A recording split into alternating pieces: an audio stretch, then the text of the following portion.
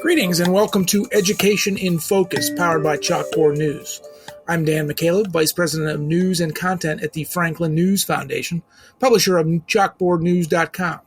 Chalkboard is a news website dedicated to issues related to K-12 education. Joining me again today is Brendan Clary, Chalkboard's K-12 editor. How are you, Brendan? I'm doing well, Dan. How about you? I am doing well, thank you. We are recording this on Monday, January 22nd.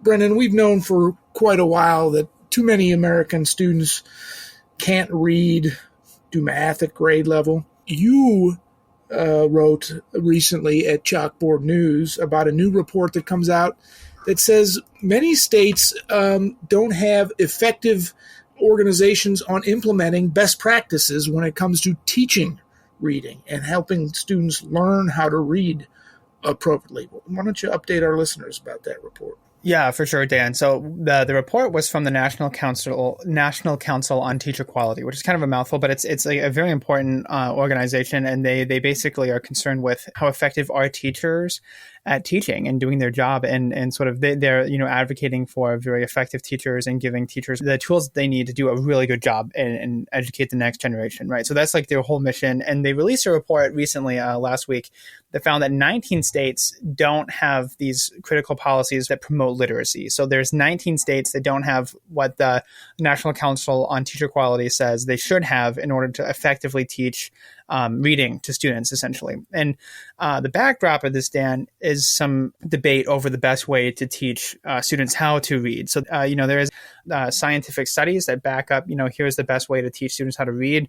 But recently, a number of years ago, there was some academics and some advocates who said, we should try to teach them in different ways. We should try to, basically come up with running records or guided reading or 3-cueing systems, basically different kinds of instruction to young children about how to read. So basically you would see a word in a book, and instead of trying to sound it out with phonics, and saying like cat and figuring it out that way, you would kind of pick in some of the clues. So if you don't know a new word, instead of trying to sound it out, you would sort of guess or, kind of get the clues and sort of figure it out that way. And so that was something that was picked up, and that's recently been, pushed out of vogue, right? Like that's been pushed out. And there are even some legislatures that have passed bills that target that kind of teaching and have banned it and said, we want this research, the science-backed reading instruction. And so that's sort of the background here, going into this report, is that there are some states that don't have teacher training programs that are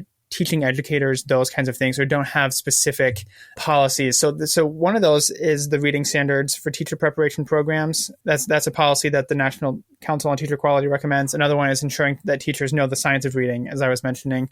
There's also stronger licensure tests for elementary reading, so that, if you're going to be a licensed elementary school teacher, that you have that test is a little bit, higher standards there. And then also high quality reading curriculums. So, making sure that is vetted and is, approved. And then also professional learning for teachers. Like, how do you continue to inform them about the best way to teach students?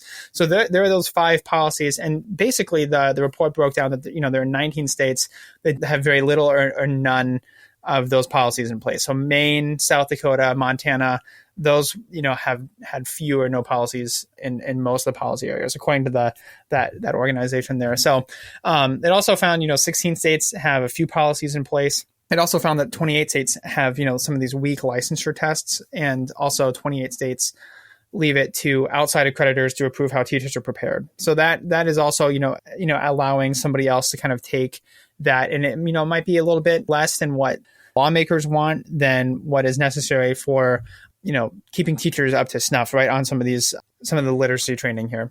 Brendan, this report from the National Council on Teacher Quality that you wrote about, they also say that nearly 40% of all students entering 4th grade, so it's just a 1 grade sample size, but that accounts for 1.3 million children, about 1.3 million children, couldn't read at a basic level entering the 4th grade. That's a huge number. Yeah, that's nearly 40% of all 4th graders across the country being left behind. So is this group, the National Council on Teacher Quality, are they advocating with state legislatures to change laws, to adopt these sound teaching reading policies?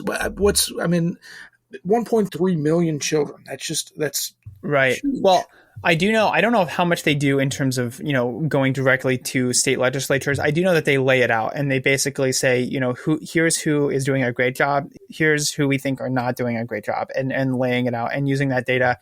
And as you mentioned, and they basically say this is the right way to do it. Like if you have these strong policies in place, they estimate that 90% of those students would be able to read. So 90% of those fourth graders would not be behind. So basically they're saying, these are the proven methods. These are scientifically backed. These are things that need to be in place in order to promote literacy. And, here's the states that have them, and sort of you can analyze what a state has. So I think I know that's what they do.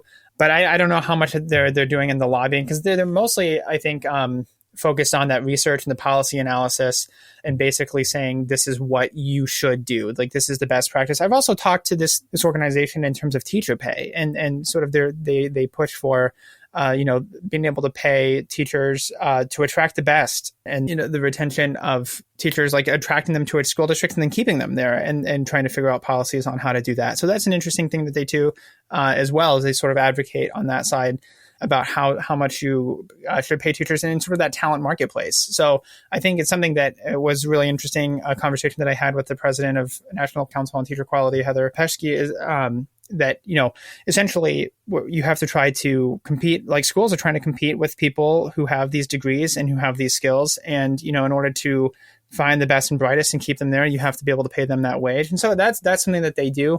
And, that's part of it as well, Dan, is just kind of this formula of how do you get how do you get these very knowledgeable teachers into schools to teach kids how to read, and how's the best way to do that. And, being able to teach them the right things while they're going to college, and sort of having those in place, those policies in place. I think that's what the NCTQ says is the thing to do in order to boost literacy, and is to promote the science of reading and all these other policies that they've laid out in their report.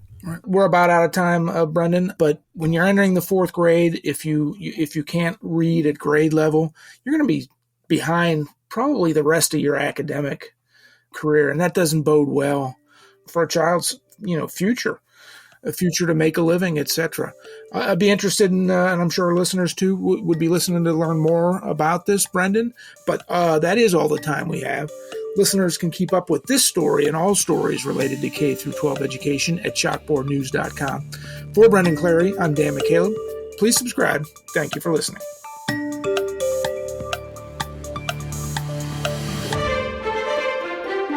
Enjoying our podcast? Your reviews help other listeners find our show.